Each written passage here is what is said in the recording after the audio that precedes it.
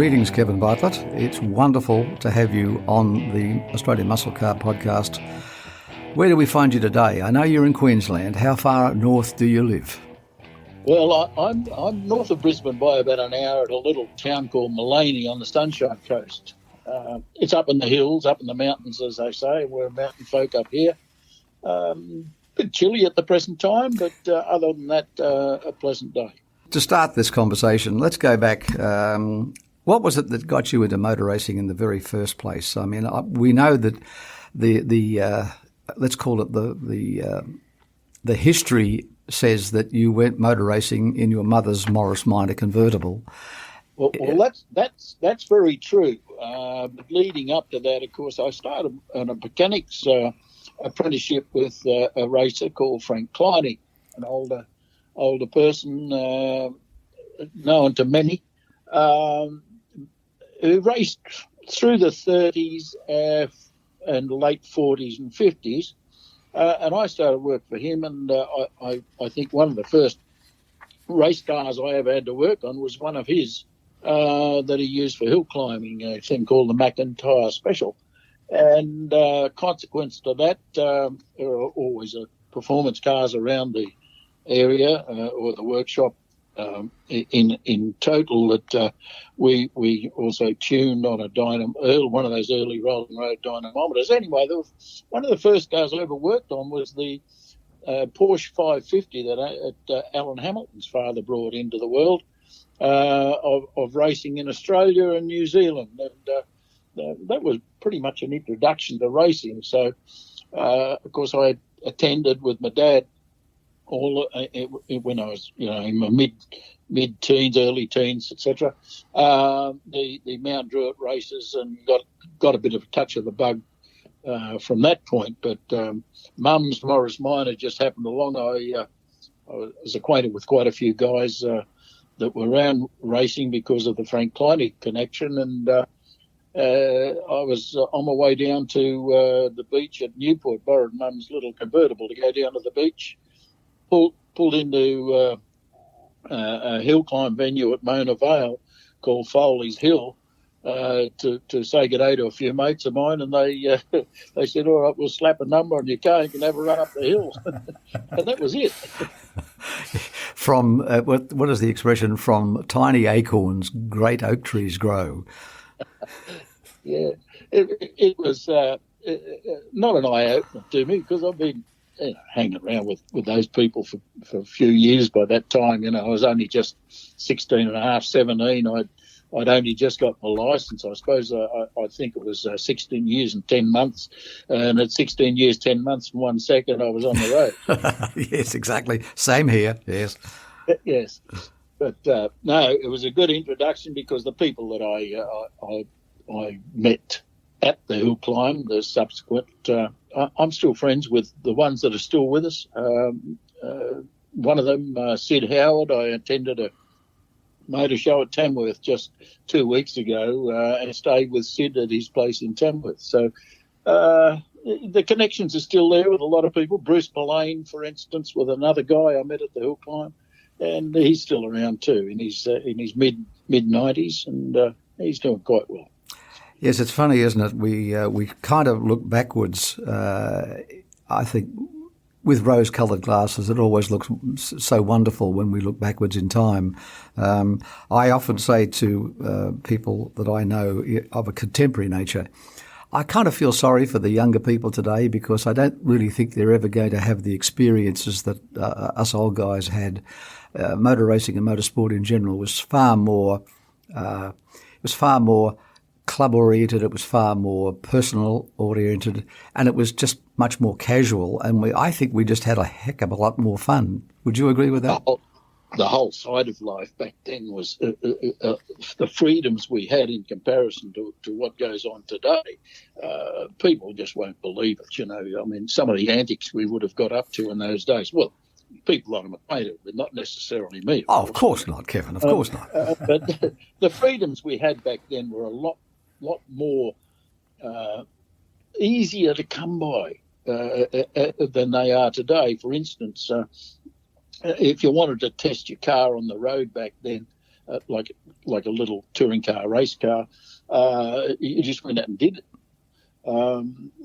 No radar around. You certainly knew that the patrol cars couldn't catch you at that point in time.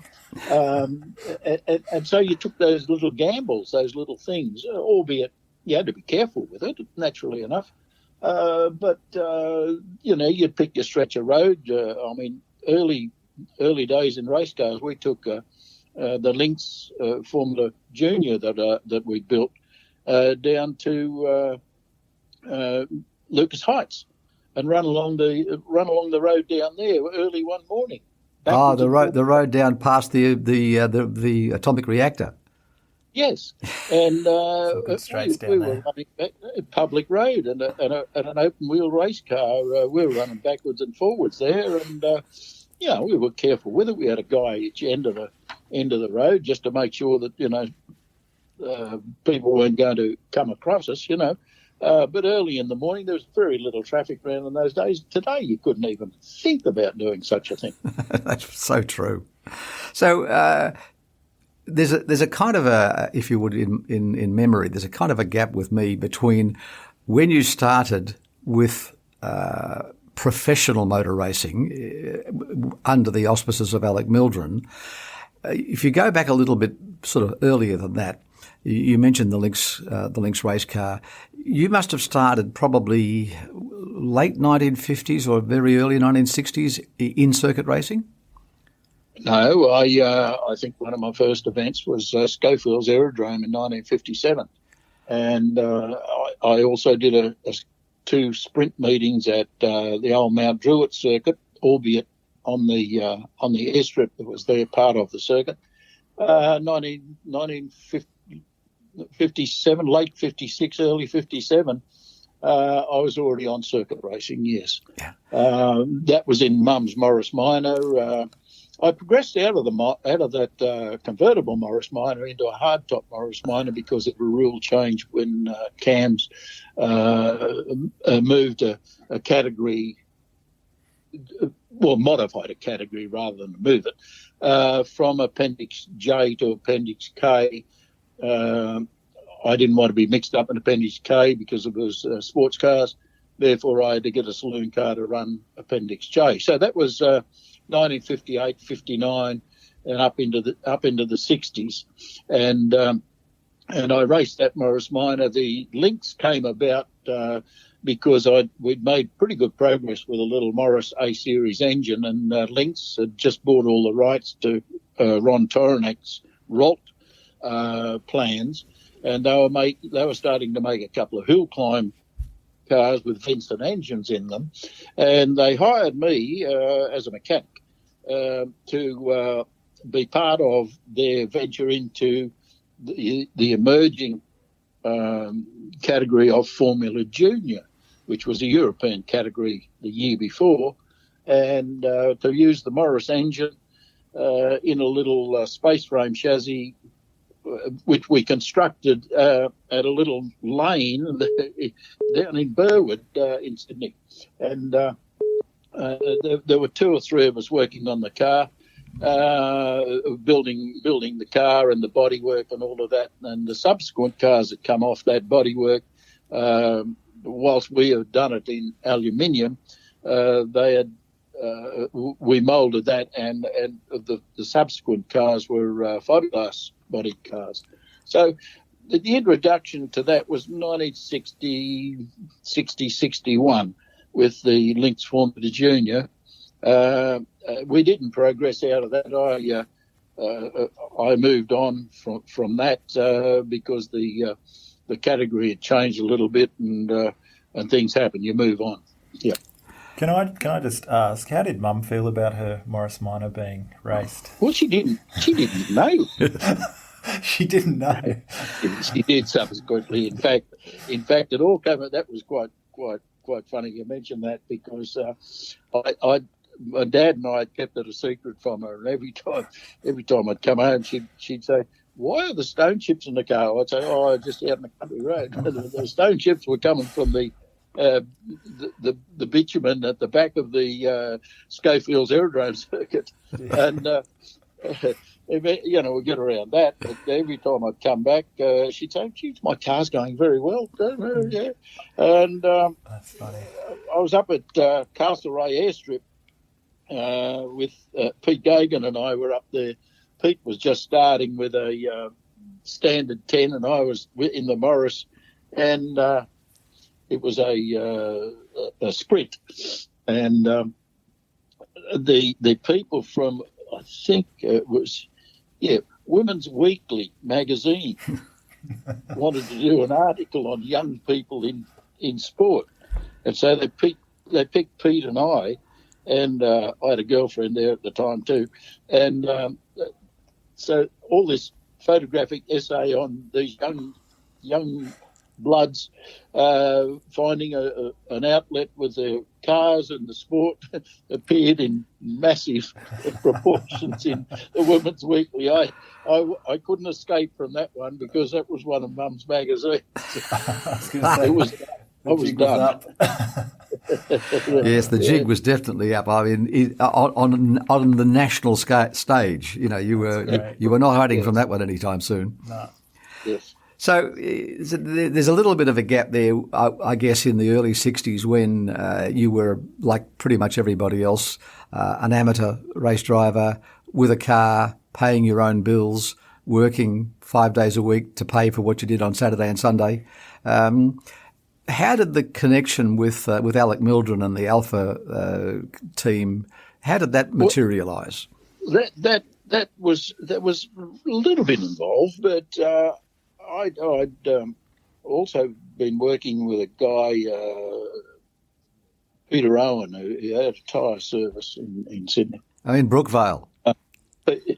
One at Brookvale, yeah. And he became the importer of the TVR sports car, and he involved me and another chap because they come CKD, completely cut, knocked down in a crate.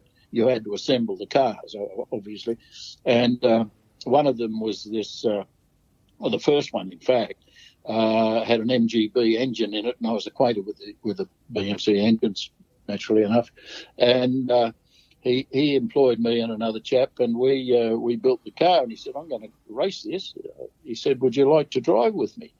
And I said, "Well, yeah, sure. You do one race and I'll do another." Blah blah blah. And that went on. We ran quite a few events in 61, 62, and through that, of course, I got recognised by a couple of other people, and a chap and his wife, Jim and Carmen Maguire, from Five Dog in Sydney. He was quite an enthusiast. Had a bit to do with racing cars through the years previous, and he bought a brand new Elfin. I forget the series number, but it's one of those, like a Formula Junior chassis, beautiful little car, and installed a Hillman Imp engine in it, so very lightweight car, and handle like you wouldn't believe.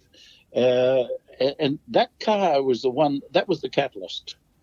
That was the catalyst. It wasn't the TBR. It wasn't any of the other stuff that I had driven over the years. But the categories that I had to run in, because it wasn't a pure sang Formula Junior, I had to race against the 1,500 cc racing cars with an 830 cc little Hillman Hip engine.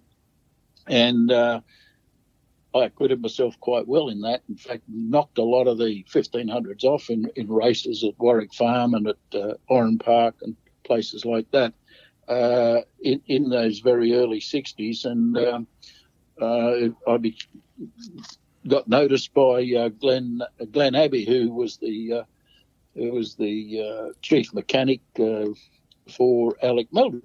And Alec, being a former champion, he already had a couple of people driving for him, and they said to me, "Would you like to test for us?"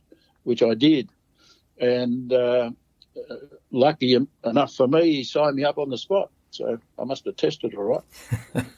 Yes, I mean it seems funny now looking backwards, but being offered a test drive in the early 1960s was probably almost unheard of, because in those days the major team owners were pretty much all members of the automotive trade in one way or another. They had some kind of dealership system or whatever, and the majority of young enthusiastic drivers, they were all paying their own way. So to have that door open for you, it must have been quite a spectacular feeling to suddenly be, if you would, semi-professional at a very early age.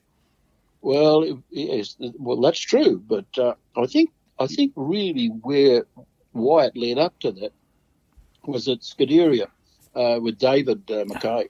He had used people like Jackie Stewart and so on over the years to come and drive for him occasionally, or other people, not necessarily just Jackie, but other people, international drivers, that is.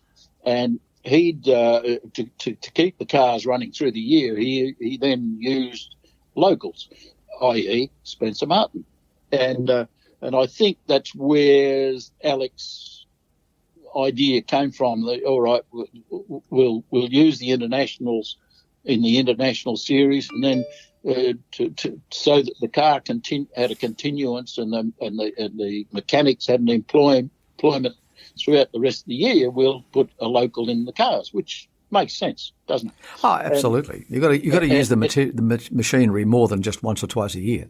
Yes, and it wasn't just those two people. There were other people that did it, Bill Patterson and so on and so forth, all ex-race drivers who wanted to still be involved and to use their machinery that they already had. So, I was fortunate enough that I was Johnny on the spot at the time, and then when the conditions came as to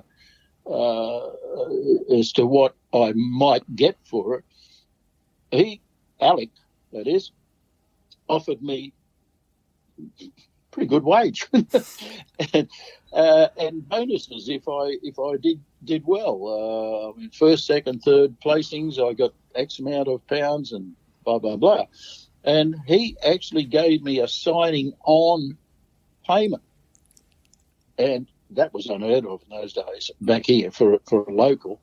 And naturally enough, I didn't knock it back.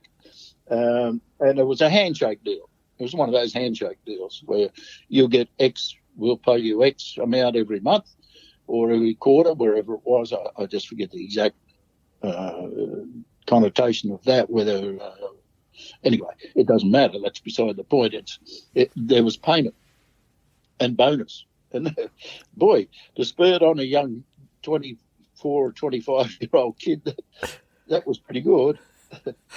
Yes, I can imagine the sudden upscaling from lying on the grass underneath your own motor car between events at Warwick Farm or Catalina Park, and then actually strolling around and getting into the fully prepared car that somebody else owned and somebody else was paying the bills for. Hang on. No, it didn't quite work like that. No. Oh, no. The first car that he allowed me to drive was the one that I tested him. And he was going to run a race at Lakeside International, and with all the bigwigs from overseas. Frank Gardner was driving for him, and I got the little 1500cc Brabham, and he said, I haven't got an extra mechanic around for you because we've got to look after Frank's car. You'll have to do this one yourself. So, apart from the fact that I had to help drive the transporter up and unload the cars and do my own tyre pressures and check the oil and water and all of that sort of thing, I got to drive in an international race pretty much as soon as I joined the team. So, it wasn't sort of laid on mechanics, mate, let me tell you. So that would have probably been rough time frames parallel to when you started driving in the once a year Armstrong 500 at Bathurst for Alec when he was an Alfa dealer, and you got drawn into that side of touring car racing. Again, you came from touring car racing, you went into open wheelers, and now the opportunity came to get back into touring cars, at least occasionally. And I know Alec ran touring cars, during the season in sort of support races at most of the major circuits. That would have been mid-60s? Yeah, 60, 64, 65, I think. Frank Gardner and I won the 4 hour at Sandown in one of Alec's Julia Super Alfas. And that was a taste of what we could do, or what he could do. The later, the coupes, the GTVs, came 1967, 68, 69. And they progressed, but in fact, it wasn't just the long distance races. He had a beautiful little car, which is still around. In fact, it's been refurbished, an Alfa GTA. The A stand for aluminium. There are many aluminium panels on this little GTA 1.6 litre car, and I got to drive that alongside Frank. When Frank had come out, he and I had sort of take turn about driving the car in support with the international races, if that were the case, So I got to drive that Alfa quite often. It was a great, fantastic car. In fact, he had two of them. One followed the other. So the first one was left-hand drive. The second one was right-hand drive. But at Bathurst one meeting in the early part of this, I was racing against Bob Jane in a Mustang at Bathurst, and won 2 out of the 3.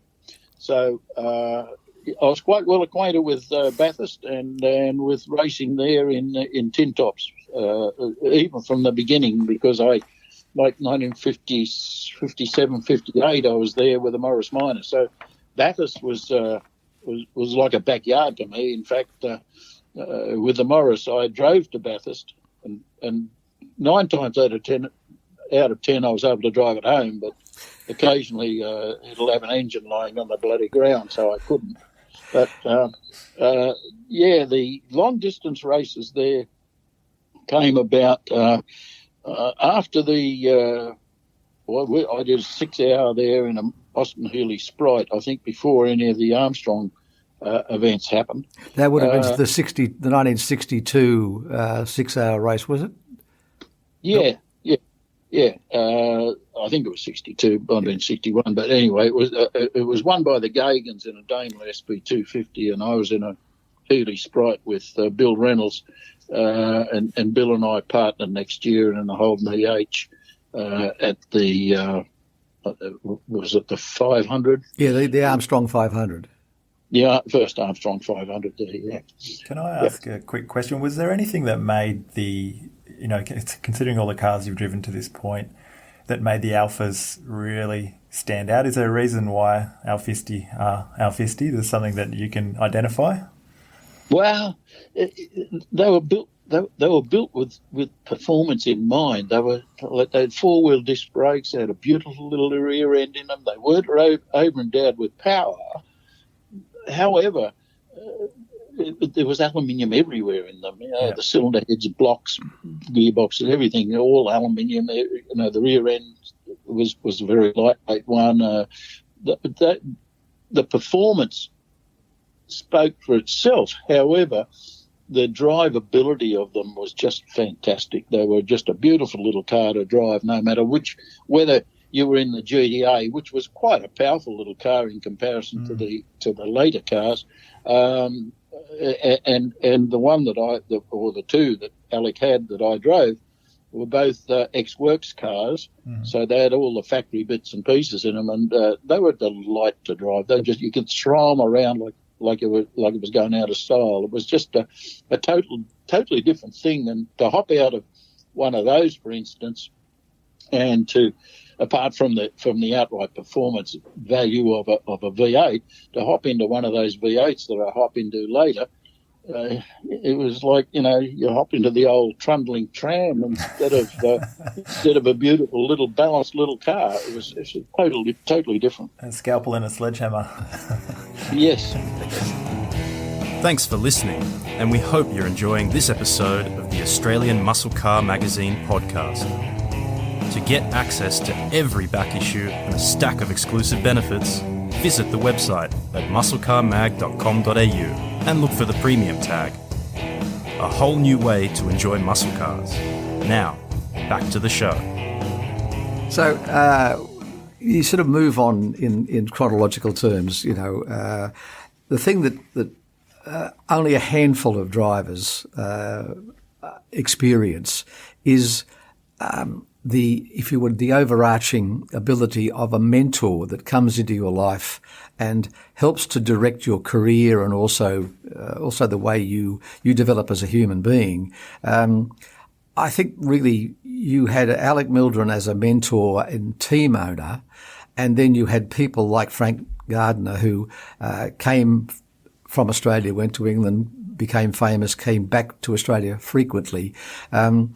Those two men probably had a fairly strong influence on the way your career developed. Would I be right in asking that question? Totally.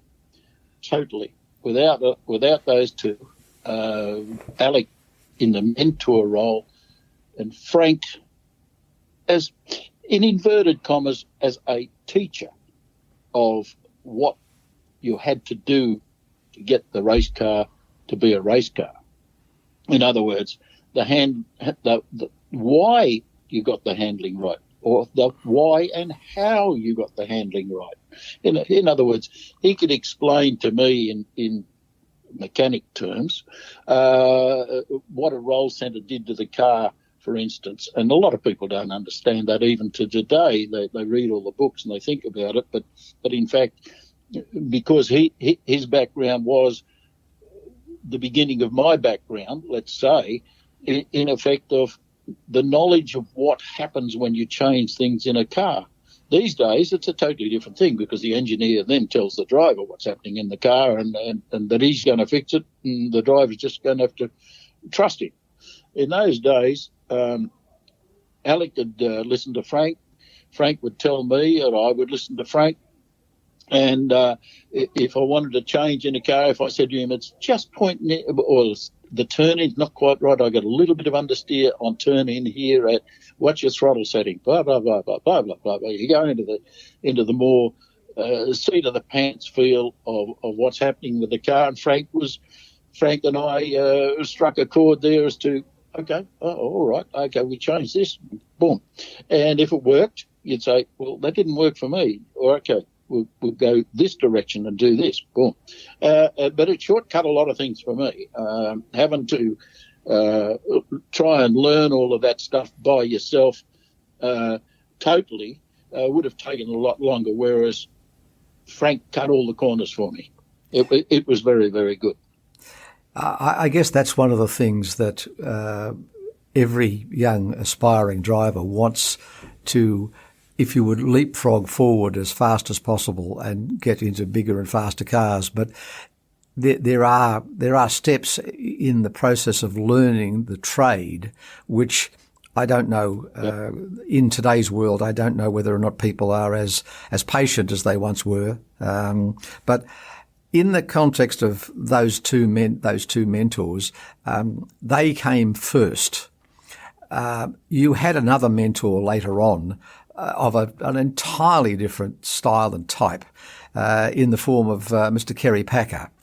Now, when you were driving with Kerry's sponsorship on the Camaro in the 1980s, and you must tell us the story of why you decided to buy a Camaro instead of staying with the localised product when you decided to go into touring car racing and the championship in Australia and more or less walk away from your period of driving in open wheelers. So where did that idea come from? The idea of the Camaro was really came about because when Mr. Packer and I had agreed upon a sort of a deal to go touring car racing.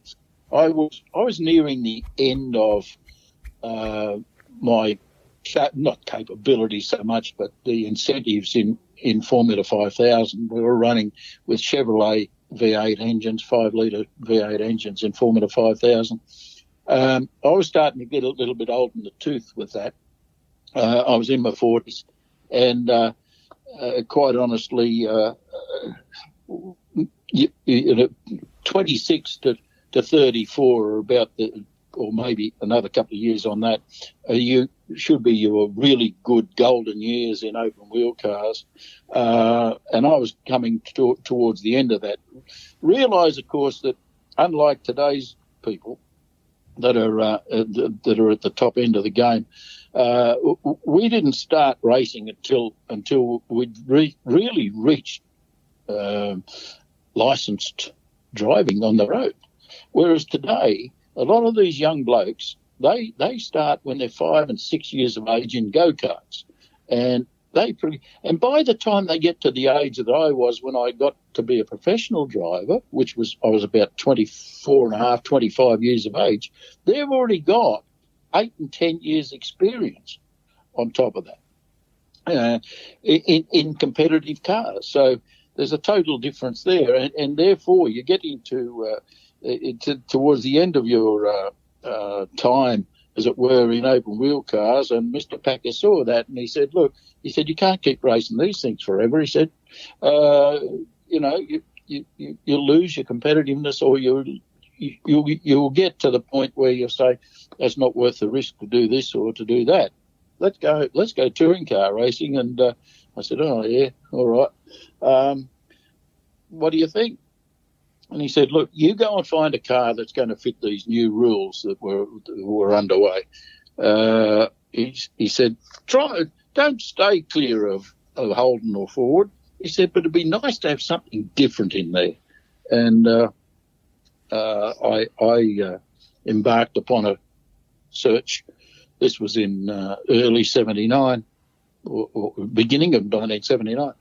And I went to Europe. Looked at Mercedes, BMW, all the cars that were supposedly eligible, Group 1 homologated FIA cars, to be able to use back in Australia. And quite honestly, the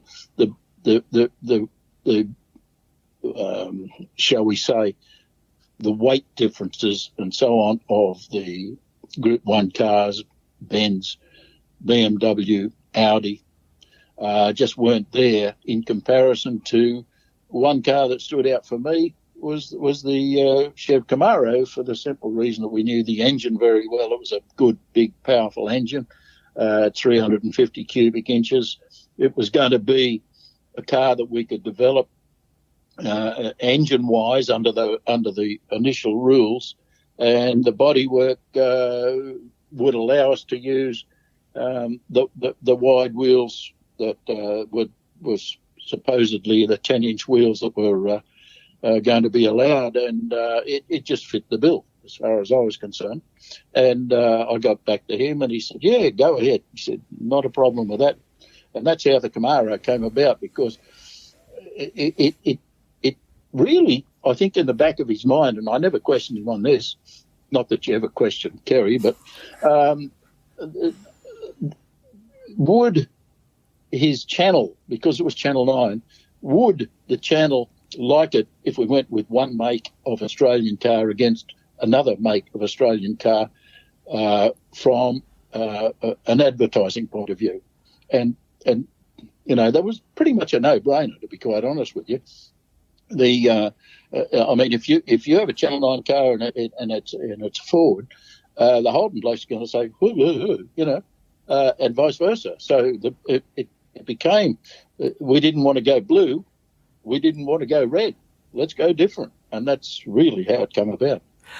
There's a sort of an apocryphalic story that says that Mr. Packer wanted to have a Channel 9 logo as big as possible on the side of a very competitive motor car with a high-profile driver so that it could be on the telecasts being produced and aired nationally on Channel 7.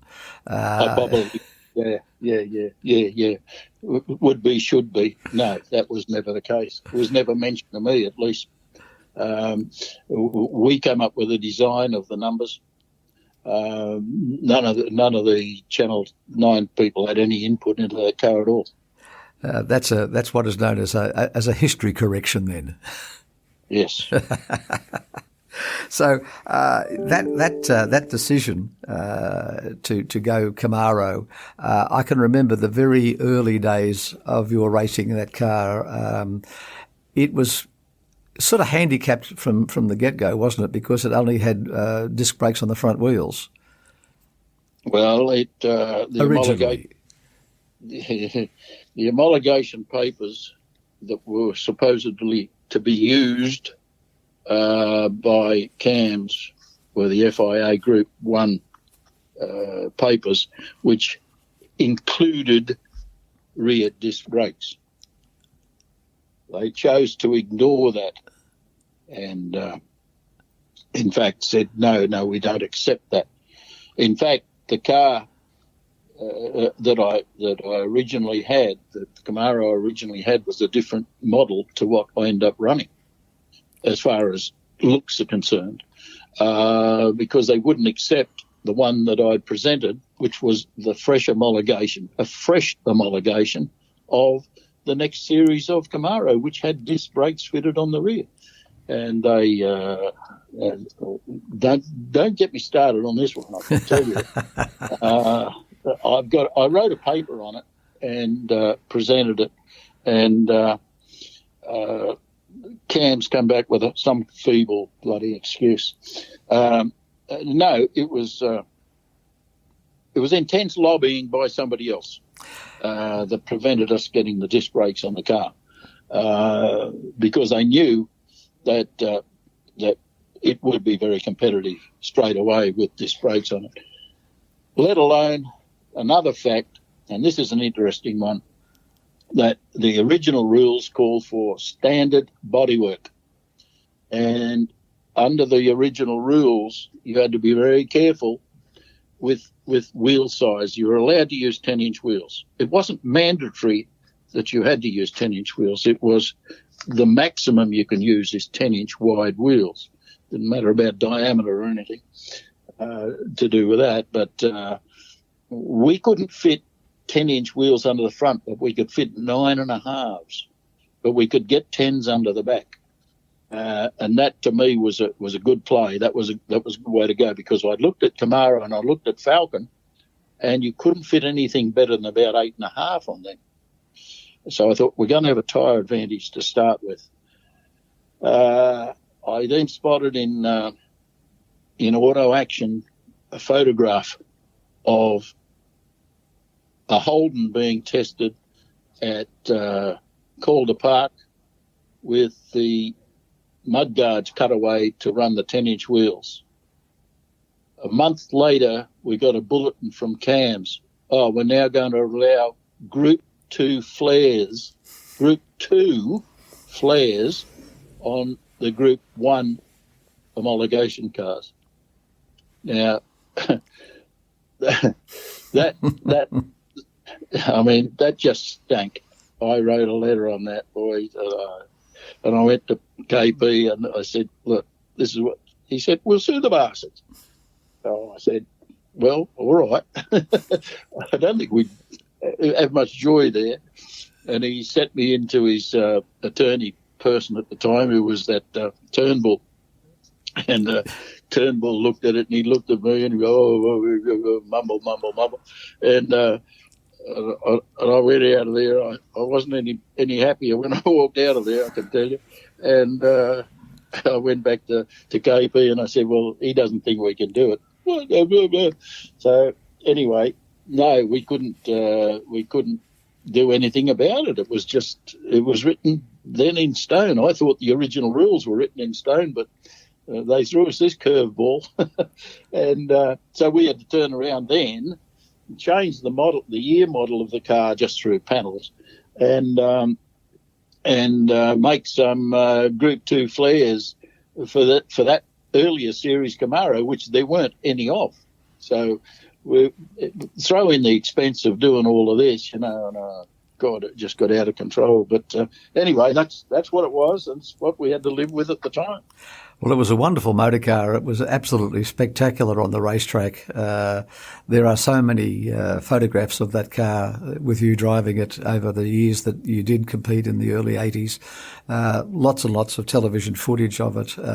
It was a standalone motor car. I mean, other people came out with Camaros later on. Ron Dixon brought a couple out from America. Nobody was ever as successful as you were in that style of car. And I mean, it was, as you say, there was the Commodores, there were the Falcons, Australian cars in an Australian championship. There was yourself, and there was Alan Moffat and the Mazdas, and that sort of created an entirely different breed of racing. Then Nissan came in a little later on with the Bluebirds, and we had the turbo era, we had the rice burning era, as it was called at the time. I think that really, that one car of yours was one of the standouts, I think, in all of that time frame, for some of the right reasons and some of the wrong reasons. Would you agree with that? Well, certainly.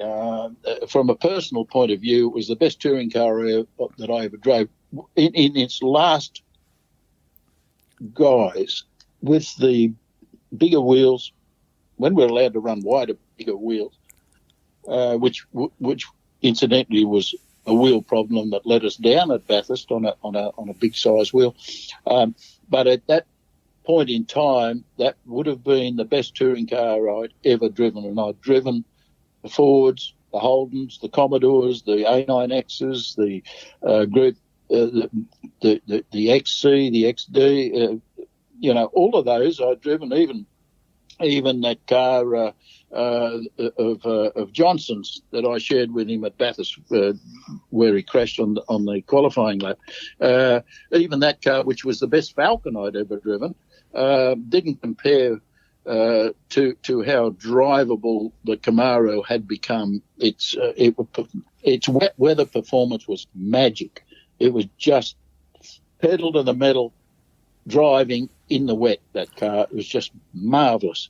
The day that you set the pole time at Bathurst would have been 83 or 84 when the Hardy's Heroes was on the Saturday afternoon, and it was pelting with rain. I think there was 81. Was it as early as that? Okay. Might have been 81 or 82. Yeah. Like I mean, if I researched it, I'd be able to tell you straight away. But I'm not in that situation at the moment. No, it was just magic across the top of the hill. It even surprised me. I'm just sitting there going, "Holy hell, this thing's good." Well, staying with the Bathurst era factors of your career, the Bathurst race that you won in the 70s with Johnny Goss, that brings up a whole series of questions.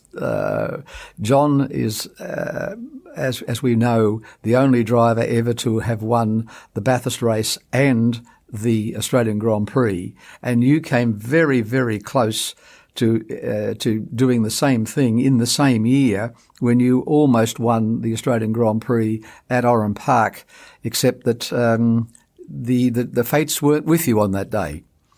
No, that's right. It was a very simple thing. It was a one-way valve in the fuel system, putting the fuel into the wrong tank, and it ran out in one tank, and it was so it stopped me out on the circuit, and the race continued for another 3 or 4 laps. I was in the lead, and I sat there and I just pondered, and I thought, I'll switch it on.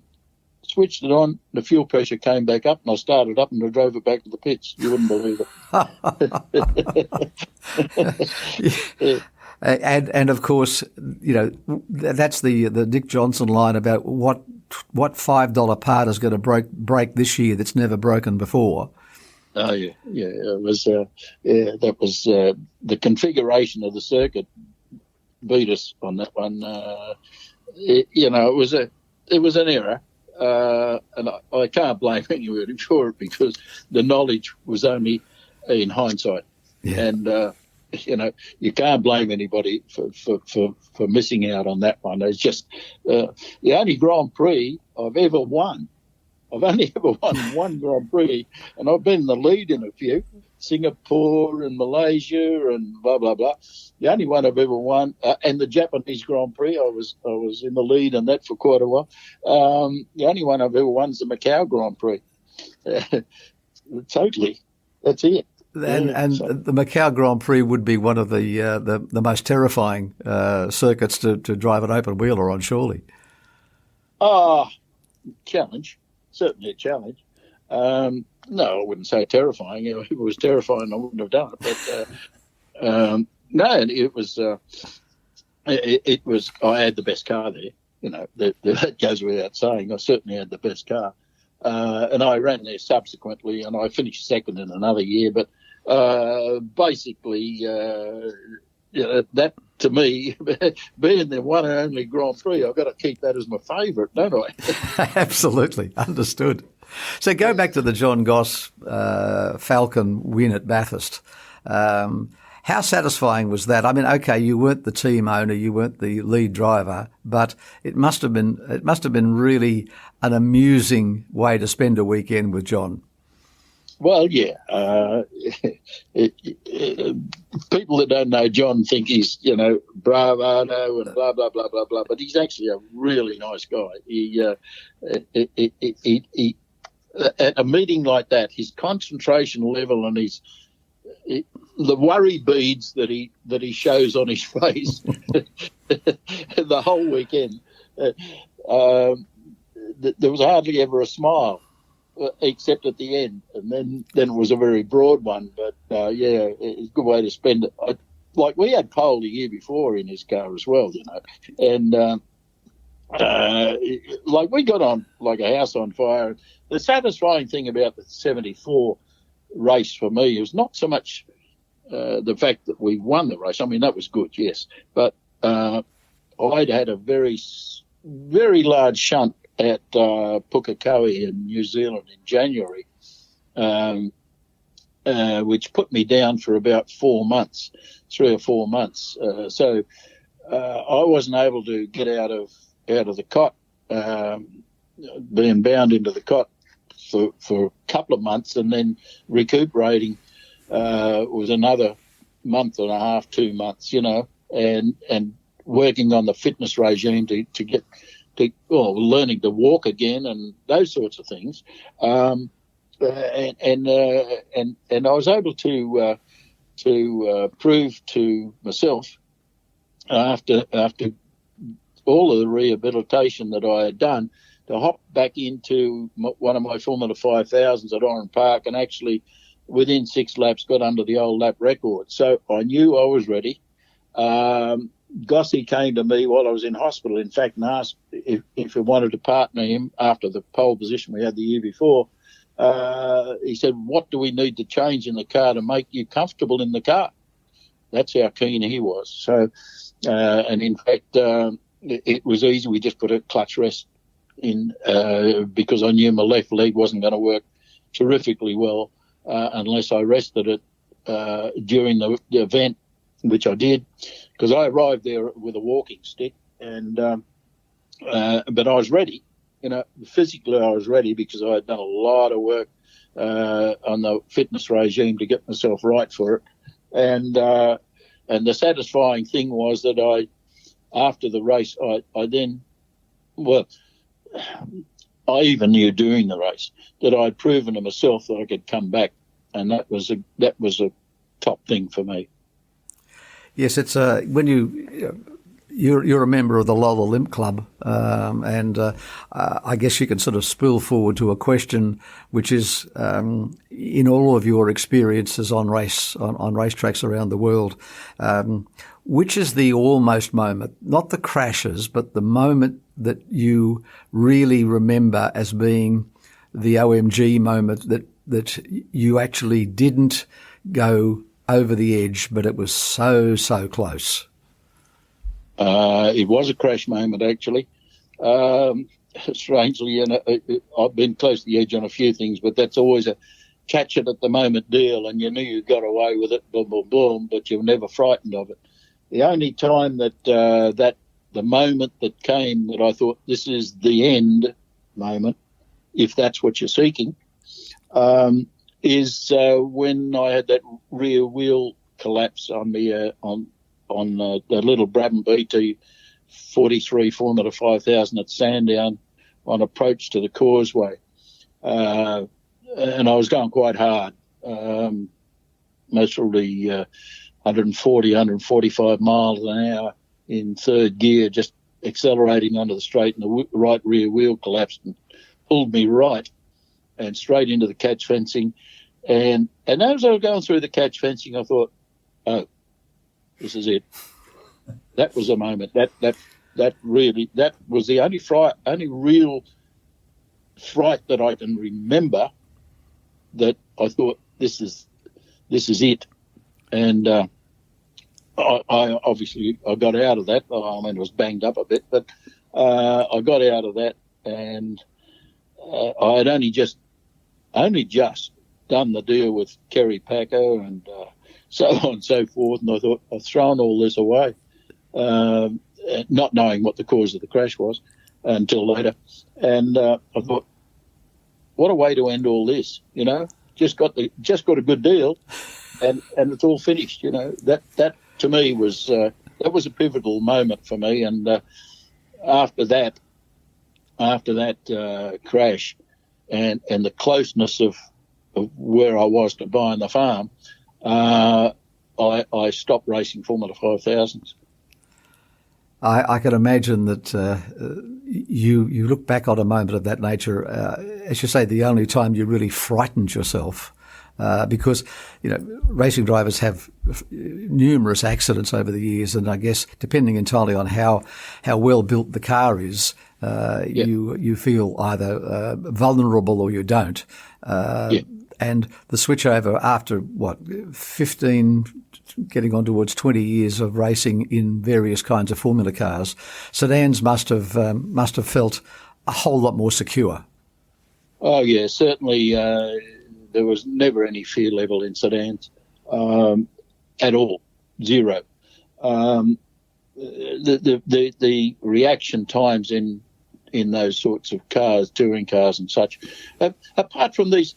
I mean, some of this late model stuff goes very hard, so you have to be Johnny on the spot with it too. But for the period I'm sort of alluding to, the touring car of the time was only a modified road car.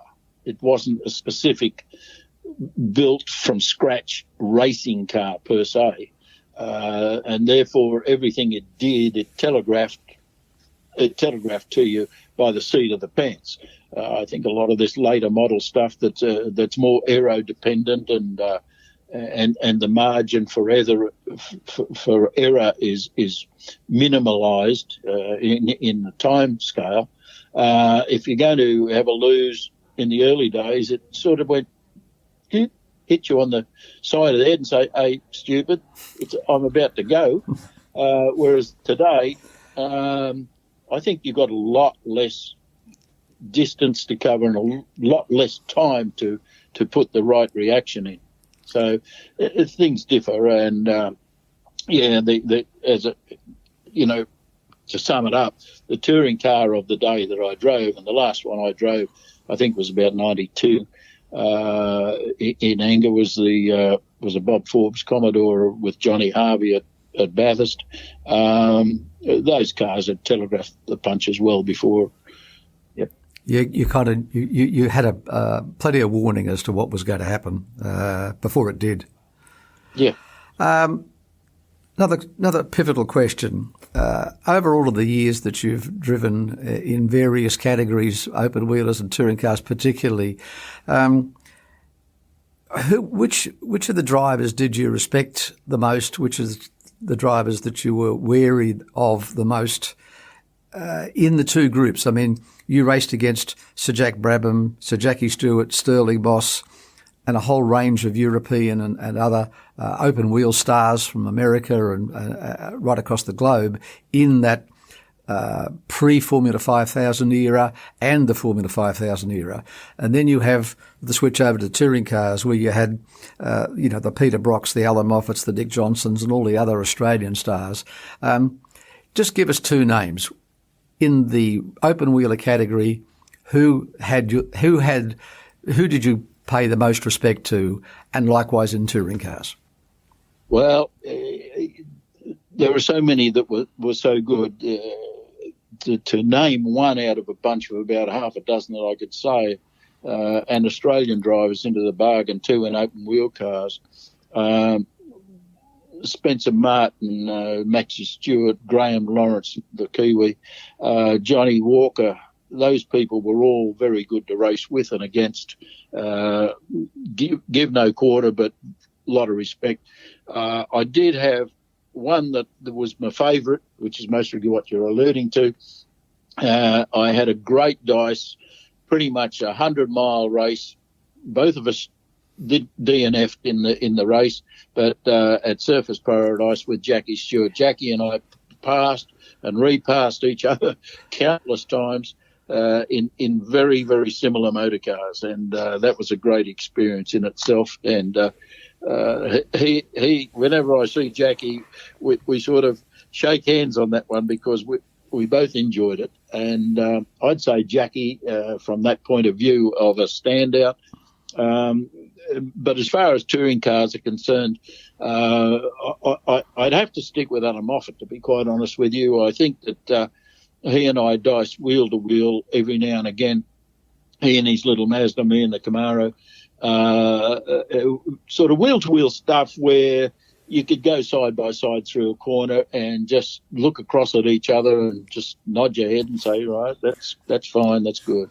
A couple of the others, no. A little bit of pig-headedness comes into. I won't mention names, but